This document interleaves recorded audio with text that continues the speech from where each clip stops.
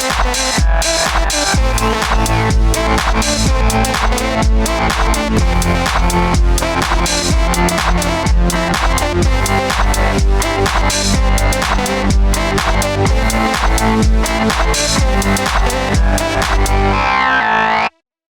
folks, I'm Matt and welcome to My Expanded Universe, a show where I go through the entire EU and Matt, the time machine's not working. Can you fix it so we can go back to Disney World?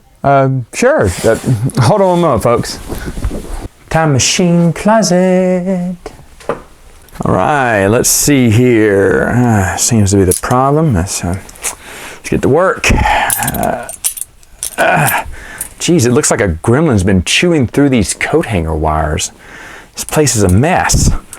Now, anyway, where was I? Oh yeah. Hi folks and welcome to My Expanded Universe, a show where I go through the entire EU in chronological order as best I know how. Looks like I have a time machine closet problem here to fix. And anyway, while I'm working on it, I thought I'd mention the last Darth Vader comic book series. It was called Darth Vader and the Cry of Shadows. It was written by Tim Seidel, and it focuses on clone trooper Hawk, who is left for dead during the Clone Wars, and he hates the Jedi who left him there, and he worships Vader. He's even joined him on a recent mission to eliminate a bunch of separatists. Now, what did I think about this series? Wasn't very good. In one of my other videos, I talked about how the Darth Vader comic books seemed to take a step down every time they came out, and this is kind of where they hit rock bottom for me.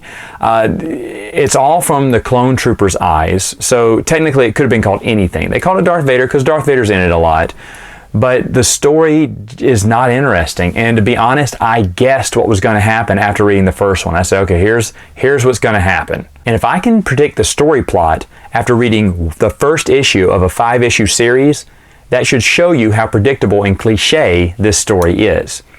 Now, I've mentioned this before, but the Darth Vader series just seemed to steadily decline after they came out. And here it hits rock bottom. In fact, at this point, now this is before Disney bought Star Wars, I was thinking, dang, someone really needs to take the rights away from Dark Horse and give it to someone who cares. And I'm not saying give it to DC or Marvel, because I don't think they would have done a better job. Now, I haven't read any of the new Marvel stuff, but I was hoping like maybe give it to a smaller company. I don't know if Image is smaller. What's another small company? Because a small company would take care of it and help it flourish and really, really put some effort in it to produce the best comic books ever. In fact, remember, that's how Dark Horse got their start.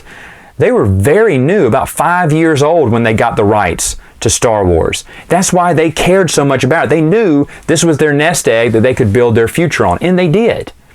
Stories like Tales of the Jedi and Dark Empire are excellent. Crimson Empire, Knights of the Old Republic, still good. Remember, they kept coming out with hits after hits after hits. And then steadily, I think we saw this decline. I'm not saying they were all bad. There was some great stuff here and there. But toward the end, was there really that many series that were coming out at the time that were so good? I don't think so. There was a bunch of miniseries like this Darth Vader miniseries that I just thought was a waste of time. I thought they could have done much better. And sometimes it was the art, sometimes it was the story. You had to flip a coin.